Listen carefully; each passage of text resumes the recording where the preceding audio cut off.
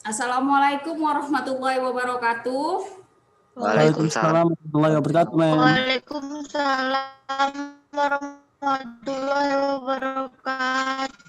Suara siapa itu kayak robot? Oke, terima kasih Mem. ya yang sudah mau bergabung di live teaching hari ini di pembelajaran sejarah.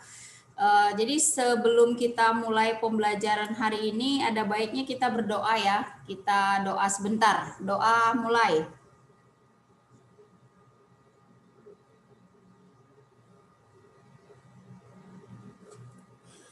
Doa selesai.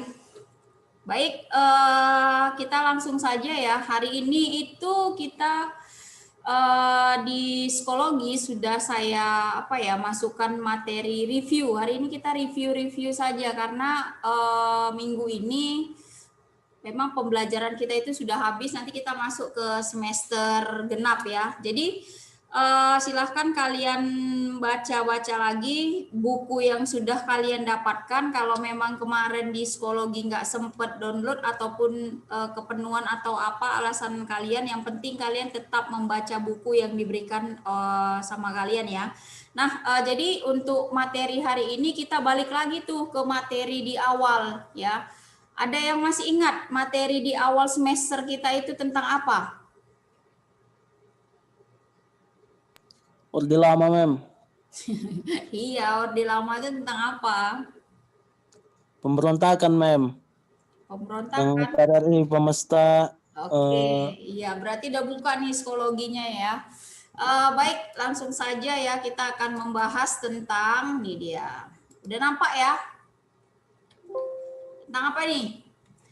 Tentang Perjuangan menghadapi ya. pergolakan dalam negeri. Iya, tentang perjuangan menghadapi pergolakan dalam negeri. Jadi ketika kita membahas tentang ini, maka kita akan menginginkan ya tujuan pembelajaran agar kita itu bisa mengetahui, menganalisis ya pergolakan apa saja di daerah yang terjadi di kurun waktu 1948 sampai 1965. Kemudian kita bisa juga mengkaitkan peristiwa-peristiwa pergolakan yang terjadi pada saat itu dengan potensi ancaman disintegrasi bangsa pada saat ini. Jadi memang kalau kita berbicara mengenai masalah pergolakan dan disintegrasi, ya bangsa Indonesia itu sendiri adalah sebuah bangsa yang rawan sekali akan potensi-potensi disintegrasi. Nah, oke. Kita akan bahas satu persatu ya. Yang pertama itu ya kalau kita berbicara mengenai perjuangan menghadapi pergolakan di dalam negeri, ya apa saja bentuk-bentuk pergolakan itu bisa kita lihat dari sini. Nah, mulai dari PKI Madiun ya, PKI Madiun di 1948 ya, bagaimana nanti organisasi PKI ini sebenarnya adalah sebuah organisasi yang sudah muncul ya, yang sudah muncul sebelum Indonesia merdeka. Jadi organisasi PKI ini juga adalah salah satu ya organisasi yang pada masa atau zaman kolonial itu adalah organisasi yang non kooperatif ya, non kooperatif terhadap yang namanya kolonialisme. Makanya nggak ini kita istilahnya wajar saja kalau memang si organisasi PKI ini punya masa yang banyak sekali sebelum Indonesia merdeka. Kenapa? Karena memang dia tidak kooperatif, dia tidak mau bekerja sama dengan Belanda pada saat itu. Nah, jadi seperti yang kalian ketahui bahwasanya organisasi PKI ini, haluan PKI ini adalah sebuah haluan yang asal muasalnya itu sebenarnya dari organisasi Islam, yaitu Sarekat Islam ya, yaitu Sarekat Islam. Jadi Sarekat Islam itu adalah sebuah sarekat yang awalnya itu adalah sarekat yang bekerja sama untuk perdagangan, Mem.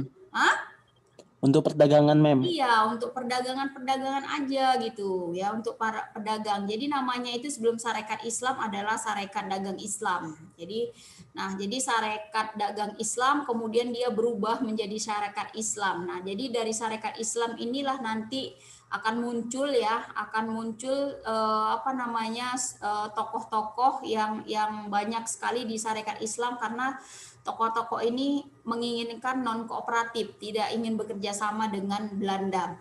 Nah, jadi karena banyaknya tokoh-tokoh yang ada di Sarekat Islam ini menyebabkan Sarekat Islam nantinya pecah, ya, pecah dia dua haluan, ada haluan kiri dan juga ada haluan kanan. Nah, haluan kiri inilah nanti dia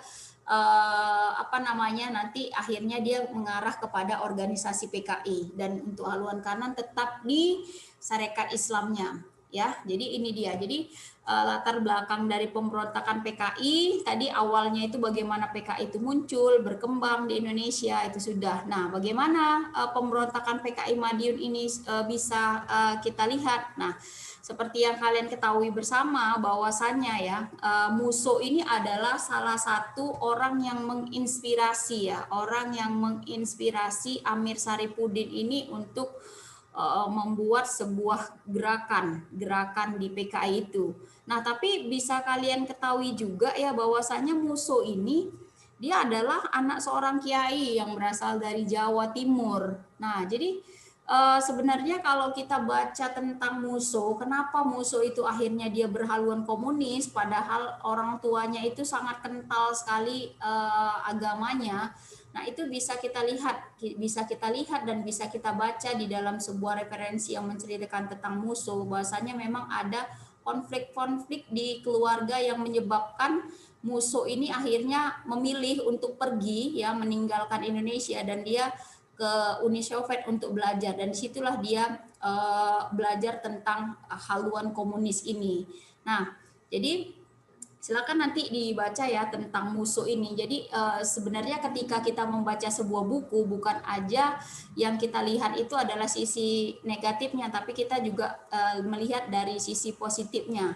Nah, itu ya. Jadi Musso ini adalah otak dari pemberontakan PKI sebenarnya. Jadi nanti Amir Saripudin itu adalah tokoh-tokoh juga yang merupakan sewaktu Indonesia belum merdeka adalah tokoh yang menentang sekali dengan kolonialisme, dan Amir Saripudin juga adalah tokoh ya, salah satu tokoh yang berani mengorbankan jiwanya untuk kemerdekaan Indonesia. Nah, kita balik lagi. Jadi kenapa dia mengadakan pemberontakan? Jadi dia kenapa melakukan pemberontakan PKI Madiun pada saat itu? Nah, gitu. Jadi perlu kalian ketahui bersama bahwasannya orang-orang yang melakukan pemberontakan di kurun waktu setelah Indonesia merdeka itu adalah orang-orang yang pada masa kemerdekaan Indonesia itu berani memperjuangkan, berani mempertaruhkan jiwanya itu untuk kemerdekaan Indonesia. Tapi kenapa mereka melakukan pemberontakan? Nah, itu dia. Ada sebab-sebabnya. Makanya mereka melakukan sebuah pemberontakan. Nah, sebut saja mungkin Amir Saripudin yang pada saat itu memang dia tidak dipercayai lagi ya. Dia tidak dipercayai lagi di dalam kabinet yang dibentuk oleh Soekarno. Makanya dia mengadakan sebuah pemberontakan. Nah, masalah-masalah yang lain, Amir Saripudin itu memang cukup kecewa terhadap pemerintahan pada saat itu, sehingga dia berkolaborasi dengan Musso untuk mengadakan sebuah pemberontakan di bawah payung yang namanya PKI ya. Nah, jadi ini dia ceritanya di PKI Madiun. Nah, kemudian kita membahas tentang pemberontakan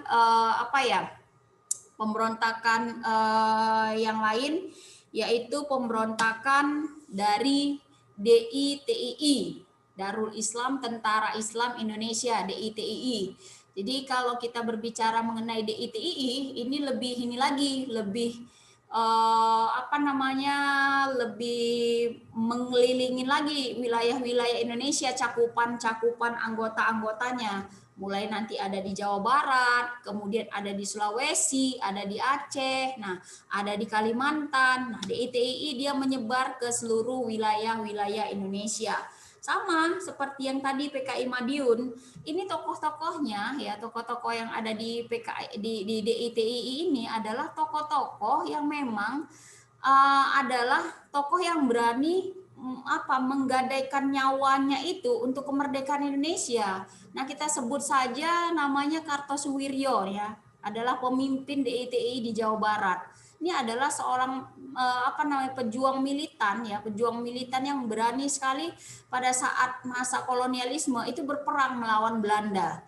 Nah, kenapa setelah Indonesia merdeka dia ingin mendirikan sebuah gerakan baru ataupun ingin membuat sebuah negara Indonesia baru. Nah, itu karena memang ketidaksesuaian yang didapatkan ya, adanya tujuan-tujuan dari kenegaraan yang memang nggak didapatkan oleh Kartosuwiryo sehingga melakukan sebuah pemberontakan ataupun sebuah iyalah pemberontakan ya. Nah, ini Kartosuwiryo. Kemudian ada di Sulawesi Selatan. Nah, Kahar Muzakar. Ini juga salah satu pejuang militan juga. Nah, kalau kalian lihat nih gambar si Kahar, ini kan dia pejuang. Kalau istilahnya sekarang itu veteran ya. Veteran yang masih hidup itu veteran. Jadi dia masuk ke veteran ini adalah salah satu orang yang sangat berani sekali menentang penjajahan pada saat itu. Nah, kemudian ada Daud Blureh yang ada di Aceh yang sangat berani sekali ya. Orang-orang Aceh ini terkenal sekali dengan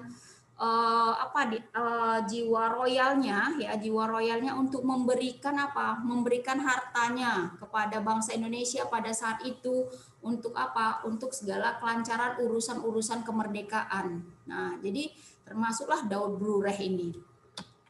Kemudian ada ada di Kalimantan Selatan ya kan. Nah, di Kalimantan Selatan ini dipimpin oleh Ibnu Hajar yang merupakan juga anggota dari si Kartosuwiryo.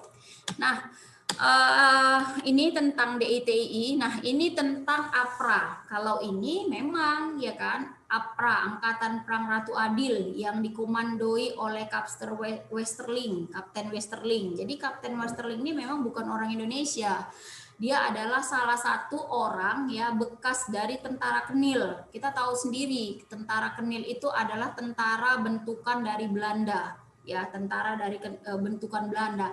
Tetapi dia mensugesti bangsa Indonesia untuk mempunyai massa yang banyak dan melakukan sebuah pemberontakan dengan dengan iming-iming ya, dengan janji-janji bakalan Indonesia itu akan menjadi sebuah negara yang maju ataupun ketika membuat sebuah negara Pasundan yang baik, yang maju itu seperti sebuah ramalan yang diramalkan oleh seorang raja yang berasal dari Kediri, yaitu Raja Jayabaya. Makanya nama pemberontakan ini adalah APRA, Angkatan Perang Ratu Adil. Jadi berasal dari kata Ratu Adil inilah ya sebuah ramalan yang dicetuskan oleh seorang raja Kediri yang bernama Jayabaya yang meramalkan bagaimana keadaan Indonesia nantinya ya, keadaan di Nusantara ini nantinya ketika akan dipimpin oleh seorang Ratu Piningit atau kesatria, maka Indonesia atau Nusantara itu akan mengalami masa kejayaan yang sangat luar biasa. Dan ini ditangkap oleh Westerling sebagai sebagai bentuk bentuk untuk dukungan supaya dia mendapatkan dukungan oleh bangsa-bangsa oleh masyarakat yang ada di Nusantara. Nah, kalau Westerling ini adalah orang si Belanda itu tadi seperti yang saya ceritakan. Nah, apa saja mungkin ya bagaimana dia melakukan sebuah kudeta ya kan, kemudian apa yang dilakukannya. Nah, itu bisa kita lihat bagaimana tugas si Westerling ini.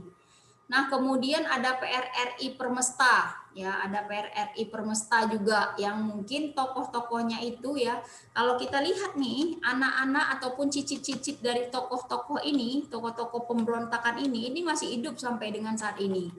Nah, kalau yang ini ya tokoh dari Gerakan Pemerintah Revolusioner Republik Indonesia itu tokoh Indonesia yang bernama Prabowo Subianto ya. Jadi Prabowo Subianto juga merupakan salah satu anak dari salah satu anggota di Gerakan PRRI Permesta ini. Jadi ayahnya kalau nggak salah seorang bendahara dia di PRRI Permesta ini. Makanya Prabowo Subianto kecil itu kan lahirnya di di Amerika ya, di luar negeri. Kemudian nanti dia bersekolahnya pindah-pindah, kadang dia ke Swiss ya kan, kadang dia ada di Inggris, kadang di Jerman, karena memang orang tuanya itu memang ketika ada pemberontakan ini dan melarikan dirinya ke luar negeri dia. Nah, jadi gerakan ini juga menginginkan adanya pemisahan kekuasaan ya Indonesia NKRI dengan satu bagian daerah. Jadi mereka ingin memisahkan diri karena apa? Tidak terjadinya kesesuaian antara keinginan-keinginan dari kelompok tersebut. Nah, jadi inilah mungkin bentuk-bentuk disintegrasi ya. Satu lagi ada Andi Ajis ya, kemudian RMS, saya masih banyak nih, Andi Ajis, kemudian RMS, dan yang terakhir adalah G30 SPKI, lanjutan dari PKI Madiun 1948. Jadi ada 3 ya tadi, ada Andi Ajis, kemudian ada RMS. Nah, sampai sekarang nih RMS masih ada juga sebenarnya ya, dan mereka bermukim di Belanda. Kemudian ada G30 SPKI. Nah, itu saja. Mungkin silakan kita lebih kepada tanya jawab saja. Silakan yang ingin bertanya mengenai bentuk-bentuk pergolakan yang ada di Indonesia di kurun waktu 1948 sampai 1965. Saya mau nyapa dulu. Aidil, apa kabar? Alhamdulillah sehat, Mem. Kemudian Rani sehat, Rani nggak dengar, dia lagi nyuci piring. Sehat, Mem. Oh, sehat. Amanda? Alhamdulillah sehat, Mem. Alhamdulillah, Amri tetap sehat. Cherry, Rizky Hotma? Alhamdulillah sehat, Mem. Cherry, apa kabar, Cher? Alhamdulillah sehat, Mem. Husin juga topik. Ya, berdoa aja ya, semoga pandemi ini selesai, ya kan, sehingga kita bisa kumpul di sini. Terus kalian nggak wisudanya online juga. Jangan gitu, Mem. Gak kebayang kalau online, Mem. Ada pertanyaan, Nak, yang berkaitan dengan materi kita hari ini tentang bentuk-bentuk pergolakan, silahkan. Jadi Mem, kalau misalnya kayak masalah pergolakan daerah sama agresi militer Belanda itu berbarengan juga lah, Mem. Kok tahunnya segitu? Iya, kalau ya agresi militer itu kan dia 1948 ya, agresi militer Belanda pertama 1947 kan. Kemudian agresi militer Belanda kedua 1949. Ya, berbarengan. Jadi memang keadaan Indonesia pada zaman Orde Baru itu sedang Orde Lama itu lagi memang kacau-kacaunya, di mana Belanda mau balik lagi, terjadi pergolakan di daerah supaya minta kemerdekaan, minta pisah dari Indonesia. Sementara Timur sendiri itu dia minta bergabung ke Indonesia. Daerah yang ada di Indonesia itu minta keluar dari NKRI karena apa? Ya, kepentingan kelompok itu selalu ada ya. Kalau kita pikirkan ya, Amri, kalau sekarang ini potensi disintegrasi itu banyak sekali ya kan, contohnya mungkin misalnya daerah istimewa Aceh ya kan, yang merasa bahwasanya kami bisa kok sebenarnya tanpa pemerintahan pusat, kita bisa kok mengadakan sebuah pemerintahan di sini. Nah, tapi karena memang ya kita berasal dari satu rumpun sejarah dan cerita sejarah yang luar biasa untuk kejayaan Indonesia pada masa itu harus kita harus kita hilangkan gitu. Nah, jadi seperti pemekaran wilayah ya kan. Nah, pemekaran wilayah itu sebenarnya adalah salah satu dampak penanggulangan dari bentuk-bentuk disintegrasi bangsa. Nah, kalau di zaman Orde Baru, provinsi kita ada berapa, Nak? 8, Mem. Provinsi di Orde Baru di Indonesia. Selama masa Orde Baru, provinsi kita ada berapa? 27, Mem. 27, Mem. 27. Nah, sekarang di provinsi di Indonesia ada berapa? 34, Mem. 34 kan? Artinya udah bertambah berapa? Tambah 7, Mem. Ya, nah itulah yang saya maksudkan itu pemekaran. Nah, pemekaran itu dilakukan untuk apa? Supaya tidak terjadi disintegrasi. Nah, kalau kalian pikirkan, ada nggak kepentingan kelompok dalam pemekaran wilayah yang ada di Indonesia? Ya adalah mulai dari sumber daya alam yang ada di situ kan nggak mungkin kami punya sumber daya alam banyak gitu mau bagi rata gitu sama mereka yang nggak punya sumber daya ya nggak mau lah gitu. Udahlah mekarin aja. Nah, kayak gitulah Mem. Itulah tadi bentuk-bentuk apa tuh salah satu pemecah ya pernyataan-pernyataan seperti itu yang bisa memecah bangsa Indonesia, apalagi di zaman Orde Baru seperti yang kalian lihat ya, pemerintahan itu sifatnya itu sentralisasi. Jadi hasil dari daerah-daerah itu semuanya disentralkan ke pusat.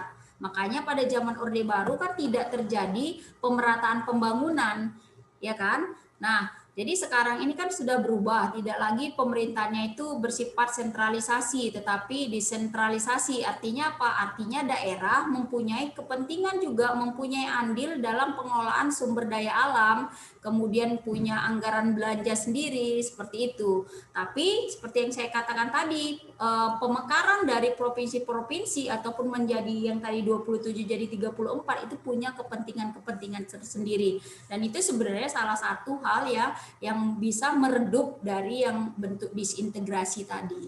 Itu dia. Tapi intinya kepentingan kelompok ataupun kepentingan orang, tujuan ya untuk mendirikan sebuah negara ataupun untuk mendirikan sebuah provinsi baru itu pasti punya maksud dan tujuannya. Seperti itu dia. Amri. Oke, yang lain ada pertanyaan? Sahrul? Taufik ada. Wah, banyak nih, saya senang nih. Nah, untuk psikologi itu saya sengaja tuh membuat di psikologi itu pertanyaannya itu masih esai ya. Esai gitu. Ada ya, mungkin yang minggu lalu tidak esai atau apa. Saya buat esai kenapa? Karena memang kalian saya tuntut untuk banyak membaca. Ya, saya tuntut kalian untuk banyak membaca untuk persiapan kalian menghadapi ujian semester ini. Nah, jadi persiapkan diri kalian, ujian semester kalian persiapkan dengan baik. Kemarin itu ketika saya live di minggu yang lalu itu masih banyak juga siswa-siswa yang japri ke saya nanya tentang ini gimana Mem, ini gimana, bagus. Jadi kalau misalnya malu untuk bertanya di live Zoom ini silahkan kalian japri saya. Kalau misalnya cepat ya mudah-mudahan bisa saya cepat balas ya. Nah seperti itu. Ada Chandra, saya merindukan kamu, Bogosipoyo. Chandra, sudah lama. Ya, Mem. Nah, apa kabar? Alhamdulillah baik, Mem. Baik ya, oke. Jarak. Saya ada ngechat, Mem. Oh, ini barusan ngechat ya? Iya. Mau minta rekap nilai, jadi saya bisa mengerjakan tugas-tugas mana aja yang belum saya kerjakan, Mem. Oke, mantap. Nanti saya kasih ya. Ya, Mem. Oke, nanti saya kasih. Kemudian seperti yang saya katakan di minggu-minggu yang lalu, tolong sampaikan juga di angkatan kalian, jika kalian ingin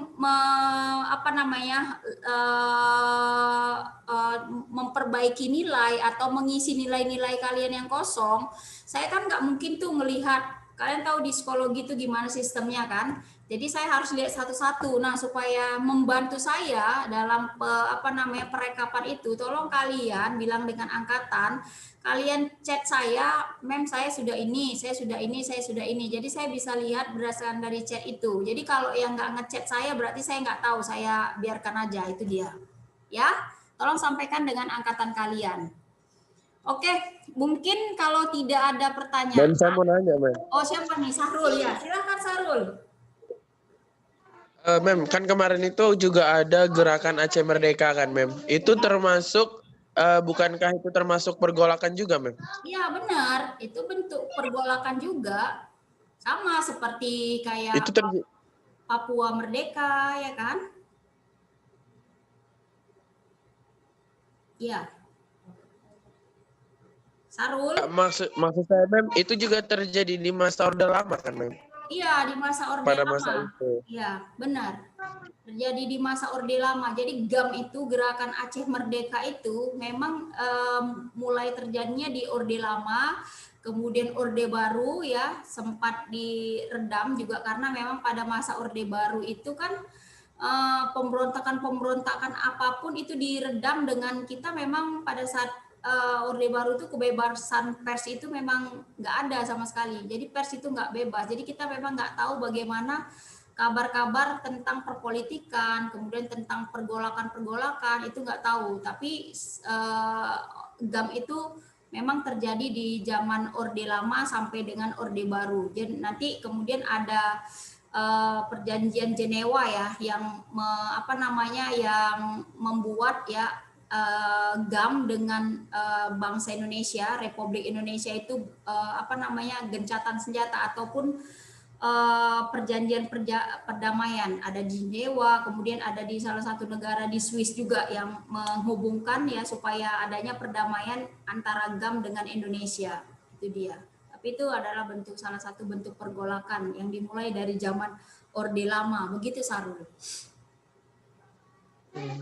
Berarti Mem, selain yang kita bahas ini, masih banyak juga pergolakan-pergolakan yang memang membuat disintegrasi bangsa ya Mem?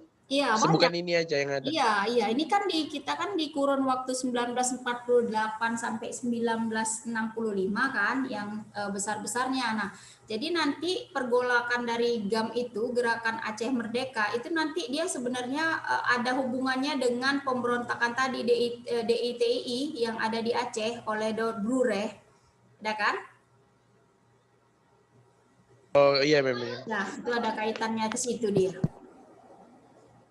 Itu saja. Thank you, Ma'am. Oke, Nak. Kalau misalnya tidak ada pertanyaan lagi, saya sudahin aja ya pertemuan kita kali ini. Kalau misalnya minggu depan itu masih live teaching lagi, ya kita masih berbicara saja mengenai mengenai review materi. Nah, tapi nggak ketemu. Kalau nggak ketemu, saya cuma mengucapkan persiapkan diri kalian untuk menghadapi ujian semester. Dari saya itu aja. Semoga mendapatkan hasil yang terbaik. Terima kasih ya. Saya sudahin saja. Assalamualaikum warahmatullahi wabarakatuh. Waalaikumsalam warahmatullahi Waalaikumsalam. wabarakatuh. Terima kasih, Mem. Thank you, Mem.